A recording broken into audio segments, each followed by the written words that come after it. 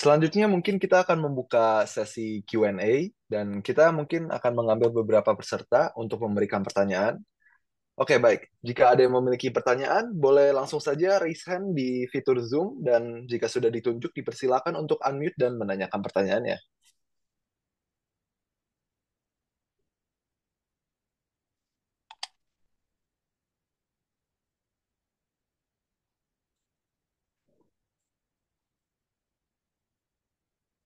Baik.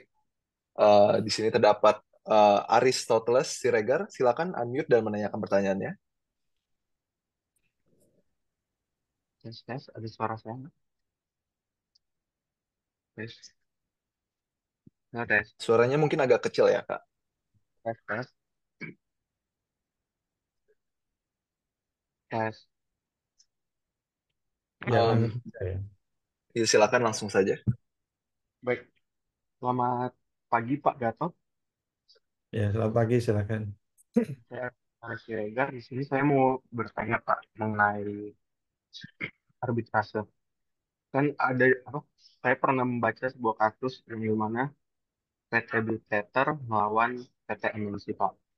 Nah, di kasus itu kan dulu PT MNC itu hendak membatalkan putusan arbitrase siap yang dimana dengan alasan bahwa kontrak dari kedua belah pihak itu kontrak kontrak mereka itu tidak terdapat kontrak berbahasa Indonesia. Apakah hal itu bisa terjadi atau tidak, Pak? Terima kasih, Bang.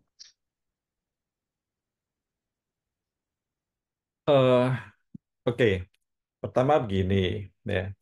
Saya tidak tahu mengapa SIAK lah yang membatalkan mengenai itu, karena SIAK nggak ada hubungannya ya. SIAK adalah Singapore International Arbitration Center, yaitu arbitrase yang ada di Singapura. Nah, biasanya SIAK nanti putusannya itu akan didaftarkan di tadi ya Pengadilan Negeri Jakarta Pusat untuk bisa dilaksanakan di Indonesia kan begitu. Kenapa? Karena kalau didaftarkan itu kan aset-aset yang menjadi sengketa itu ada di Indonesia. Nah, bagaimana kalau asetnya ada di negara lain gitu? Kalau ada di negara lain tinggal daftarkan saja di negara lain. Misalnya asetnya ada di Amerika, ada di Perancis, di Belanda dan sebagainya. Gitu ya.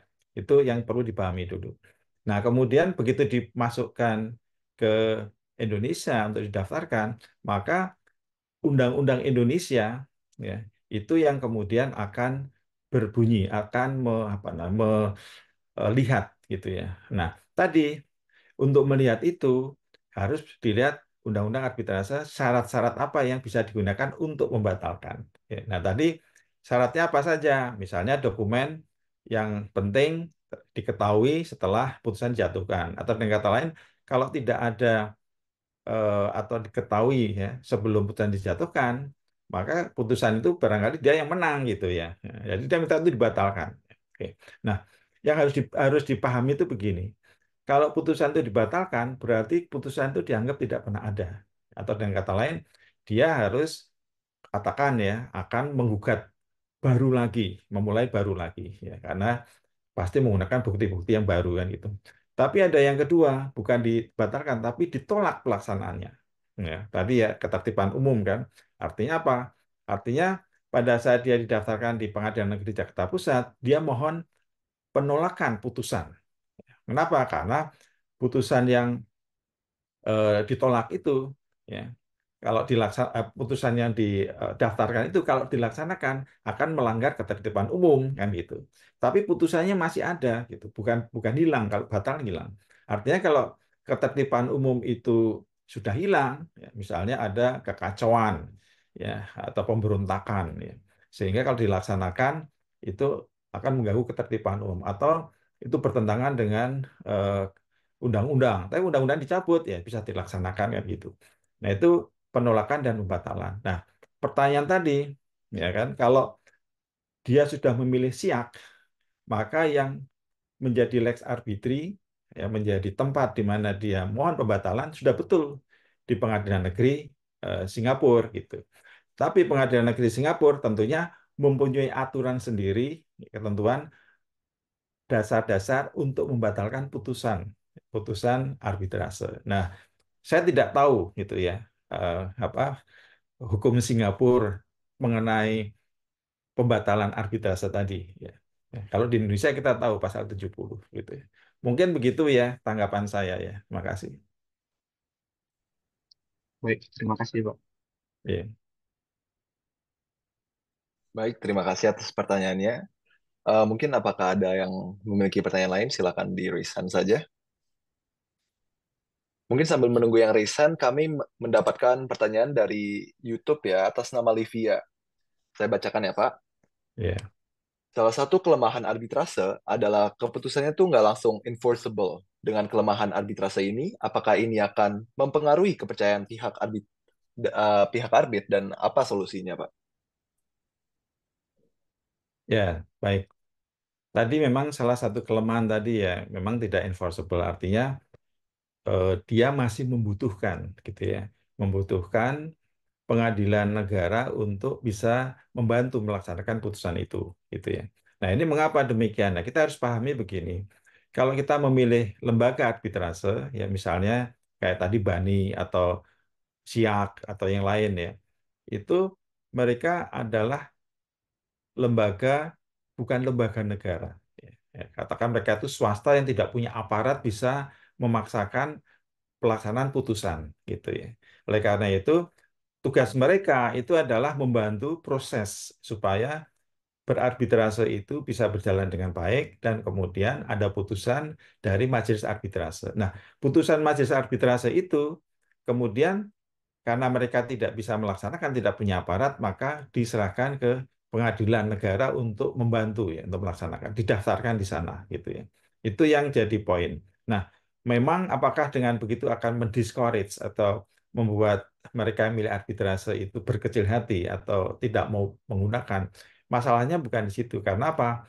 Karena di dalam undang-undang arbitrase sendiri, gitu ya, itu sudah ada jaminan bahwa apapun yang didaftarkan di pengadilan negeri itu akan dilaksanakan ya. Kecuali, nah ini ada kecualinya, nah itu kita selalu di dalam hukum itu harus hati-hati ya. Sebagai lawyer harus hati-hati. Nah, kecualinya di mana? Nah itu kalau kita melihat nah, di pasal 4 ya atau kemudian pasal 5 ya di Undang-Undang Arbitrase kita itu pertama adalah kasusnya itu harus mengenai komersial. Dilihat dulu. Kemudian yang kedua ya kasusnya itu apakah bertentangan dengan ketertiban umum atau tidak gitu. Nah, kalau tidak sudah memenuhi itu ya pasti akan dilaksanakan gitu. Atau dengan katanya tidak perlu ada keraguan gitu ya untuk menggunakan arbitrase karena kekhawatiran masih membutuhkan bantuan dari pengadilan untuk melaksanakan putusan itu gitu ya. Memang enaknya sih di pengadilan karena pengadilan kan berarti Mahkamah Agung udah langsung bisa dieksekusi. Mungkin begitu ya. Baik, terima kasih ya, Pak, atas jawabannya. Mungkin dari Zoom, apakah ada pertanyaan lagi? Silakan raise hand saja.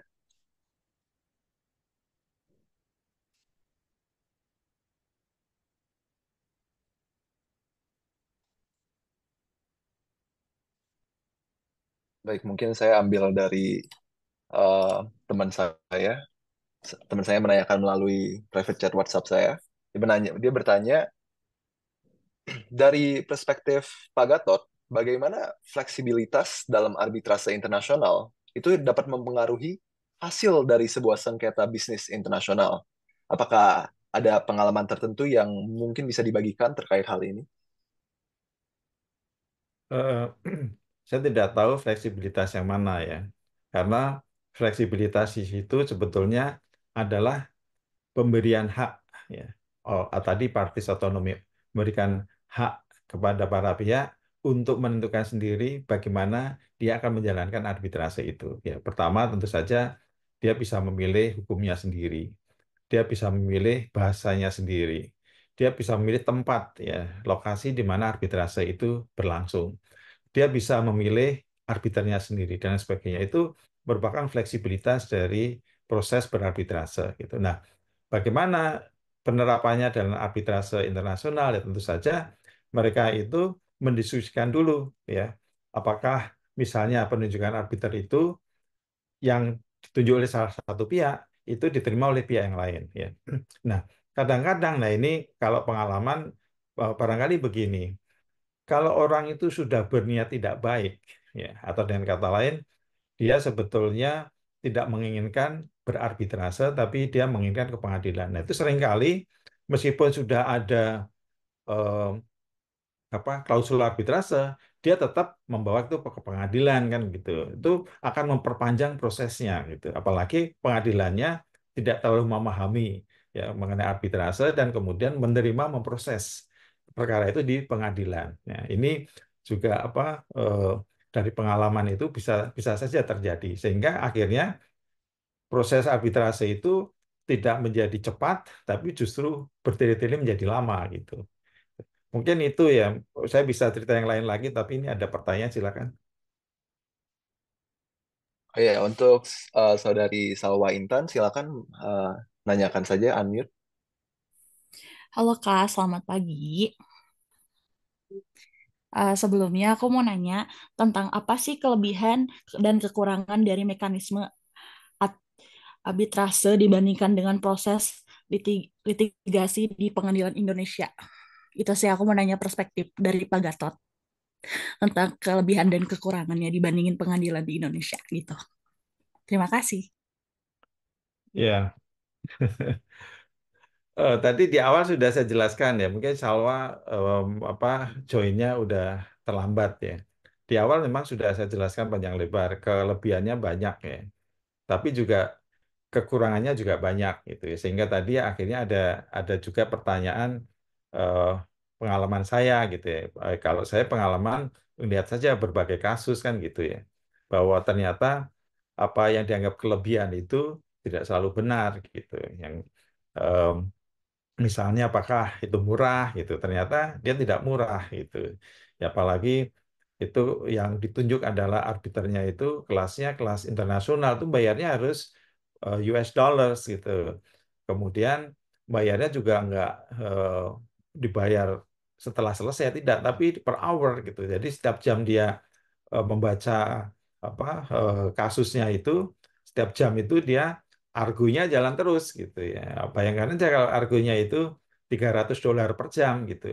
Sehari dia 10 jam udah dapat 3.000 kan. Nah, itu akhirnya em, ke arbitrase mahal juga gitu. Hanya yang perlu diperhatikan kalau kasusnya itu besar, ya kasusnya itu jutaan dolar ya atau ratusan juta dolar, ya uang segitu kecil sekali kan gitu. Jadi kita harus lihatnya itu case per case ya untuk melihat antara keuntungan dan kerugiannya kan gitu. Mungkin itu ya, Salwa, yang tadi sudah saya jelaskan panjang lebar di awal. Dan satu lagi ya sebelum berlanjut, saya akan ada meeting juga ya pakai Zoom jam 10 dengan Australia. Jadi saya barangkali tidak bisa terlalu lama, nanti mohon izin jam 10 ya Pak Moderator ya. Iya, tidak masalah ya, Pak. Mungkin sebelum kita akhiri, mungkin ada satu pertanyaan lagi. Mungkin Pak, mungkin bisa dijawab mungkin Pak. Eh, pertanyaan mana ya? Ini ada yang bertanya di eh, chat, Oh, grup oke, chat. oke. Sebentar, sebentar. Saya sudah baca. Bisa dibacain aja ya. Iya, boleh. Yang Ya. pertama, dalam teori sering dikenal juga dengan konsep akta kompromis dalam membuat perjanjian. Tetapi hal tersebut biasanya tidak umum dalam dunia praktik. Akan tetapi, bagaimana seharusnya pengaturan mengenai akta kompromis itu agar tidak merugikan kedua belah pihak, Pak? Oke, oke, sebentar. Jadi gini, di apa namanya, saya agak lupa ada dua ya di dalam arbitrase itu dibuat sebelum sengketa itu timbul dan setelah sengketa itu timbul ya. Nah, akta kompromis eh, saya harus pastikan kalau tidak salah setelah sengketa itu timbul ya. Nah, problemnya begini ya. Kalau setelah sengketa itu timbul, itu memang menjadi rumit ya untuk bisa disepakati melakukan penyelesaian sengketa melalui arbitrase. Karena apa? Karena arbitrase tadi kan harus melalui perjanjian secara tertulis. Ya, jadi kedua belah pihak itu harus sepakat untuk membawa sengketa itu ke arbitrase. Karena itu lebih bagus fakta dikompromintindo. Jadi lebih bagus kalau dilakukan sebelum sengketa itu timbul. Nah, kalau sebelum sengketa itu timbul, itu mudah karena para pihak biasanya masih happy kan. Mereka pada saat membuat perjanjian pasti tidak mikir berikutnya mereka akan bertengkar kan gitu. Kalau tahu akan bertengkar pasti mereka tidak mau membuat perjanjian. Nah, pada saat dia sudah terjadi, padahal tidak ada arbitrasenya, nah itulah yang jadi sulit. Nah, biasanya kalau sudah eh, terjadi, mereka akan membentuk arbitrasenya sendiri, itu juga bisa. Jadi mereka tidak perlu menunjuk arbitrase tertentu lembaga, tapi mereka menggunakan undang-undang kita. Jadi undang-undang arbitrase itu sebetulnya lebih sifatnya melengkapi, atau dengan kata lain, kalau kita sudah menunjuk badan arbitrase tertentu, maka hukum acara kita akan menggunakan hukum acara dari lembaga yang kita tunjuk. Nah, kalau arbitrase ad hoc yang tadi dibentuk oleh para pihak sendiri dengan menggunakan undang-undang arbitrase kita. Kalau internasional mereka akan menggunakan UNCITRAL ya, arbitration rules. Nah, kemudian namanya arbitrase ad hoc, artinya mereka membentuk majelis arbitrase sendiri, menunjuk arbitrnya sendiri. Nah, majelis arbitrase tadi yang setelah memeriksa dan memutus perkara itu, mereka akan bubar gitu. Akan bubar. Nah, di mana kerugiannya tadi? Ya, kerugiannya tadi adalah kalau menggunakan eh, eh, cara penyelesaian sengketa, ya, kesepakatan arbitrase setelah sengketa timbul, nah itu biasanya sulit gitu ya. Kerugiannya untuk menggunakan arbitrase itu di situ. Oleh karena itu lebih bagus kalau menggunakan arbitrase itu pada perjanjian pokok di awal ya, ditandatangani. Itulah. Jadi ada akta kompromis, ada fakta di kompromitendo. Artinya ada perjanjian untuk berarbitrase yang dibuat sebelum sengketa timbul, dan yang kedua tadi setelah sengketa timbul. Mungkin itu ya yang bisa saya sampaikan.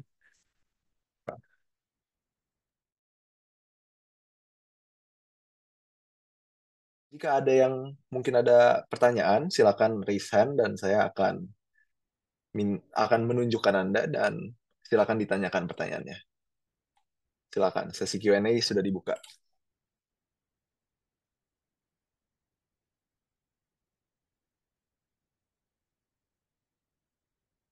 Baik, di sini Pak ada yang bertanya melalui chat, teks chat ya. Selamat pagi Pak, izin bertanya, bagaimana proses penunjukan arbiter itu dilakukan? Apakah pihak yang lebih kuat dalam sengketa memiliki keuntungan lebih besar dalam menentukan arbiter? Terima kasih. Ya, jadi pada dasarnya apakah pihak itu lebih kuat atau kurang kuat itu mempunyai hak yang sama untuk menominasikan dan menunjuk arbitrator. Ya. Jadi dalam satu kasus misalnya, katakanlah pihak yang lemah adalah pihak yang digugat gitu ya, atau defendant, sedangkan pihak yang kuat adalah pihak yang claimant adalah pihak yang kuat.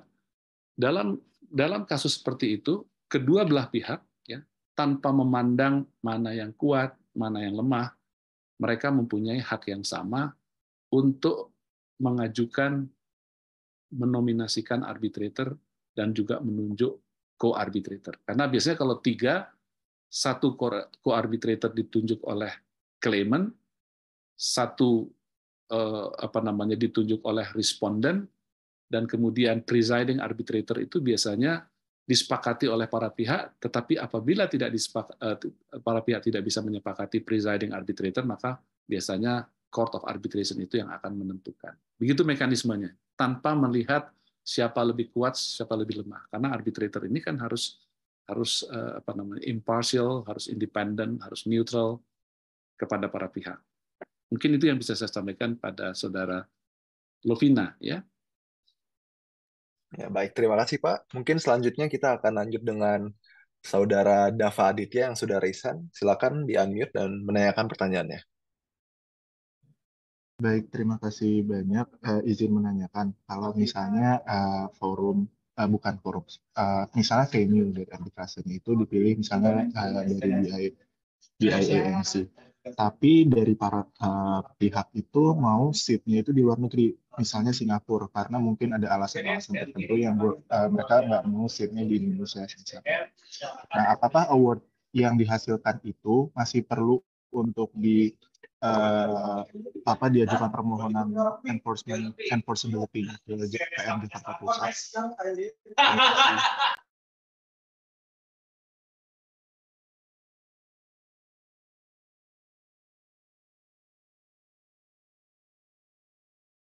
Sudah apa masih ada lagi dari Benar sudut? sih, Sudah, terima kasih banyak, Pak.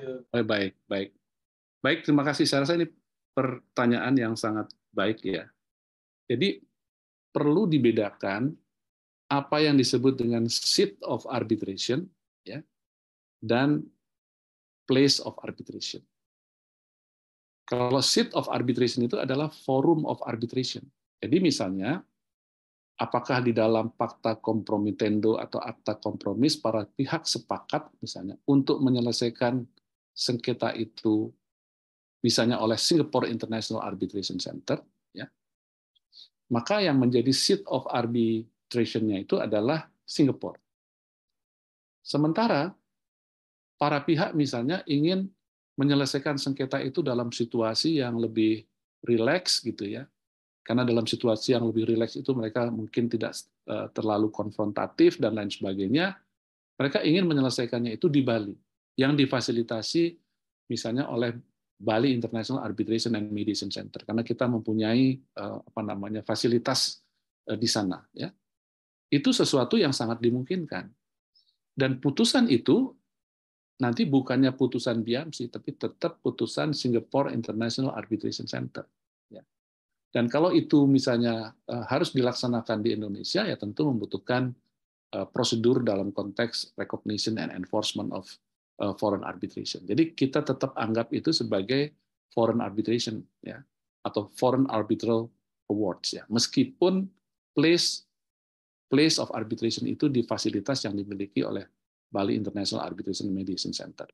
Sebaliknya juga berlaku demikian. Kalau para pihak di dalam perjanjian arbitrasenya itu merefer kepada seat of arbitration di Bali International Arbitration and Mediation Center, tetapi place of arbitration-nya misalnya di fasilitas yang dimiliki di SIAK misalnya, itu mereka punya bangunan seperti itu di istilahnya Maxwell Chamber ya di Singapura, maka putusan itu adalah putusan Bali International Arbitration and Mediation Center. Jadi itu perbedaan antara seat of arbitration dan place of arbitration. Yang penting tentu saja adalah seat of arbitration karena dia merupakan forum of arbitration yang dipilih oleh para pihak. Kira-kira seperti itu. Terima kasih atas pertanyaannya, Saudara Dava. Baik, mungkin saya akan lanjut dengan pertanyaan yang diberi oleh Saudara Dimas Bintang dari chatbox ya. Selamat pagi Prof. Supancana. Di Indonesia itu mengenal banyak badan arbitrase seperti BANI, BIMC, Basarnas, dan seterusnya. Terutama jika kasus sengketa merupakan isu sektoral yang dimungkinkan dilakukan di beberapa forum, seperti sengketa syariah yang dapat diselesaikan di BANI, LAPS, OJK, atau Basarnas, itu termasuk juga di Badan Arbitrase Internasional. Lantas, bagaimana sebaiknya memilih salah satu forum arbitrase dari yang kesemuanya mempunyai kompetensi tersebut? Baik, terima kasih. Saya rasa pertanyaan yang cukup bagus ya dari Saudara Dimas ya.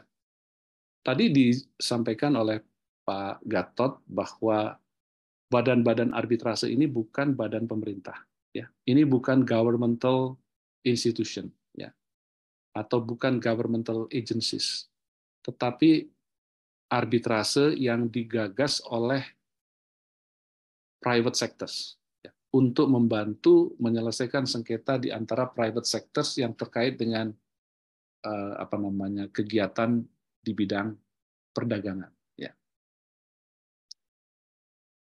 Kalau kemudian ada misalnya kalau nggak salah itu berdasarkan PUJK 60 tahun 2020 dan lain sebagainya tentang lembaga alternatif penyelesaian sengketa sektor jasa keuangan, saya rasa itu merupakan satu forum yang tepat untuk menyelesaikan sengketa pada sektor jasa keuangan karena di dalamnya ada orang-orang yang memang mempunyai keahlian dalam konteks substantif atau juga dalam konteks prosedural khusus di sektor jasa keuangan. Ya.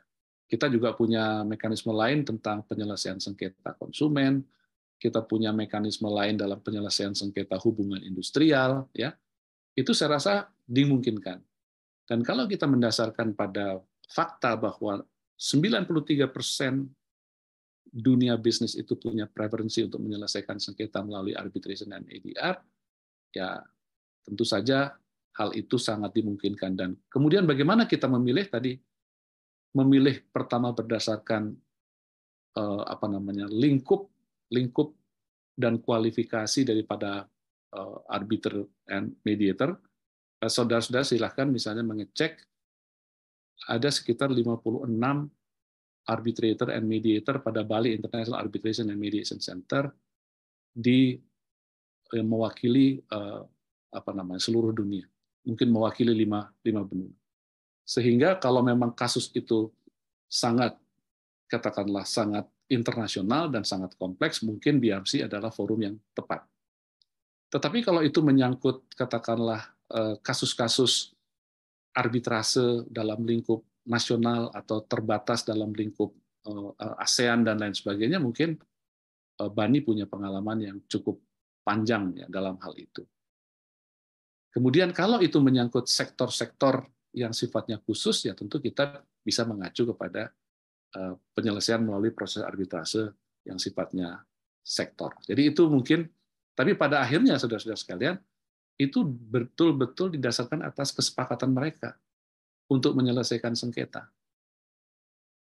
Baik yang tertuang di dalam ketentuan-ketentuan pokok pada perjanjian pokok, ketentuan tentang penyelesaian sengketa pada perjanjian pokok, maupun yang tertuang kemudian di dalam satu akta kompromi setelah terjadinya sengketa. Jadi sepenuhnya adalah merupakan hak para pihak untuk menentukan di forum mana mereka ingin menyelesaikan sengketa, rules and procedures apa yang berlaku, kemudian hukum mana, governing law-nya mana, bahasa apa yang digunakan, dan lain sebagainya. Ya. Kira-kira itu yang bisa saya sampaikan. Terima kasih, Saudara Dimas. Baik, terima kasih atas jawabannya, Pak. Oke, selanjutnya ada Saudari Alicia yang ingin menanyakan. Silakan di-unmute. Kita sampai jam berapa ya? Kalau boleh sorry. tahu. Ya, kita sesi Q&A-nya sampai dengan jam 11.15, Pak. 11.15, oke. Silakan dilanjutkan, Silakan, Pak. Saudara Alicia. Ya, terima kasih sebelumnya. Perkenalkan, nama saya Alicia. Jadi di sini saya mau bertanya, Prof. Kalau misalnya di dalam suatu perjanjian itu kan setahu saya semestinya tidak boleh ada klausul ganda atau 2 klausul. Misalnya kayak pilih satunya arbitrase, satunya lagi mau di pengadilan. Tapi kalau dalam satu perjanjian itu terdapat 2 forum arbitrase dalam perjanjian yang sama, itu apakah diperbolehkan? Misalnya kayak satu yang dipilih itu forum arbitrase nasional kayak Bani, satu lagi ICC gitu. Ya, menarik ini pertanyaan yang disampaikan oleh Saudara Alicia. Ya, tadi saya sampaikan bahwa dalam perjanjian arbitrase itu biasanya para pihak, misalnya gitu ya, mereka menentukan bahwa forum penyelesaian sengketa arbitrase biasanya disepakati satu ya, mau pakai Bani atau mau pakai SIAK atau mau pakai BMC atau pakai London Court of International Arbitration atau apa, itu biasanya mereka pada umumnya hampir 99% saya temukan itu hanya satu forum of arbitration-nya. Ya. Tetapi sekali lagi bahwa kesepakatan perjanjian arbitrasi itu kan berdasarkan kesepakatan para pihak. Ya. Tentu berdasarkan prinsip itu ya bisa dimungkinkan, ya, bisa dimungkinkan kejadian seperti itu. Cuma prakteknya itu akan menyulitkan karena salah satu pihak misalnya sebagai penggugat atau applicant atau claimant, dia menggugatnya itu melalui Bani, tetapi yang lain untuk mengulur-ulur waktu atau sengaja untuk tidak terlaksana dia men-challenge Bani, tapi dia ingin melaksanakannya melalui Singapore International Arbitration Center atau ICC Court of Arbitration, maka akan terjadi satu situasi di mana perjanjian itu menjadi tidak operable. Oleh karena itu, sebaiknya dalam perjanjian yang ada klausula arbitrase atau perjanjian khusus setelah terjadinya sengketa, para pihak yang bersengketa itu sebaiknya memutuskan untuk menetapkan satu forum dalam penyelesaian sengketa itu. Kalau tidak demikian, maka potensi perjanjian arbitrase itu menjadi inoperable arbitration agreement akan terjadi. Itu. Ya. Ya, baik. Terima kasih, Prof. Baik. Jawaban. Terima kasih, Saudara Alicia. Baik. Baik. Mungkin selanjutnya jika ada yang ingin bertanya lagi, boleh silakan saja di raise hand.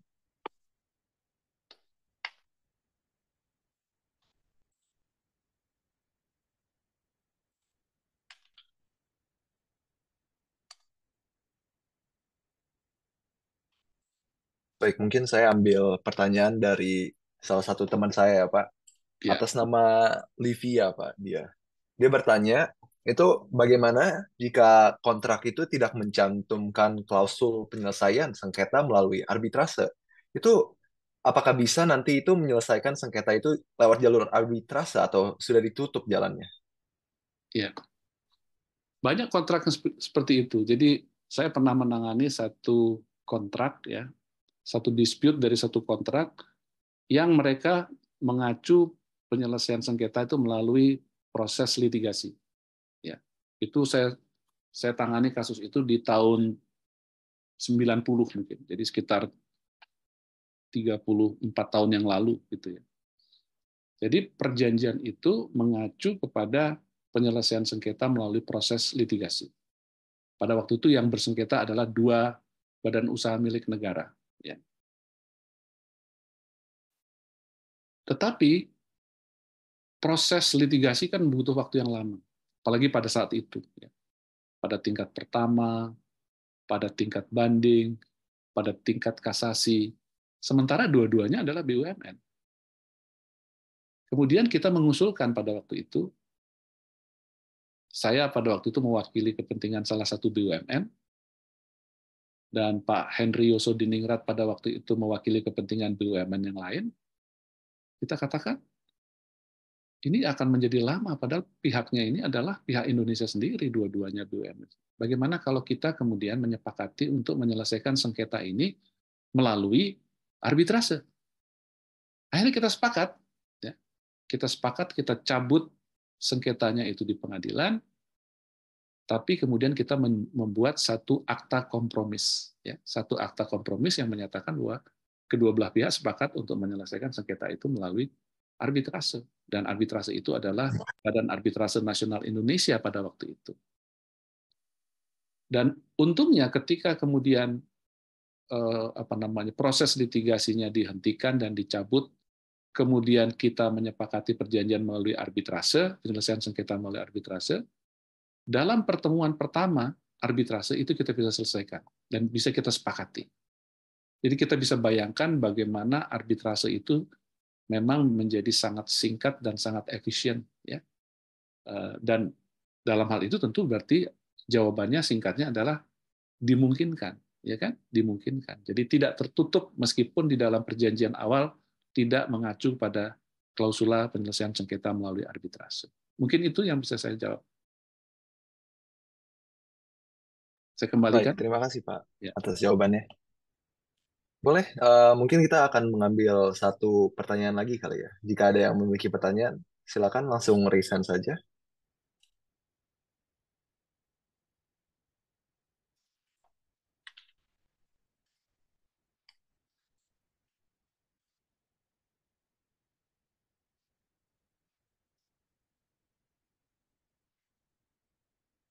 Baik, mungkin saya ingin ini ya, bertanya mengenai sesuatu di luar ini, Pak. Mungkin presentasinya apakah PowerPoint-nya itu nanti boleh di-sharekan kepada mungkin peserta-peserta Boleh, supaya boleh. mereka bisa belajar. Oh, Boleh, baik Pak. silakan. Makasih ya Pak. Silakan. Untuk bahan belajar bersama atau bahan diskusi bersama kan.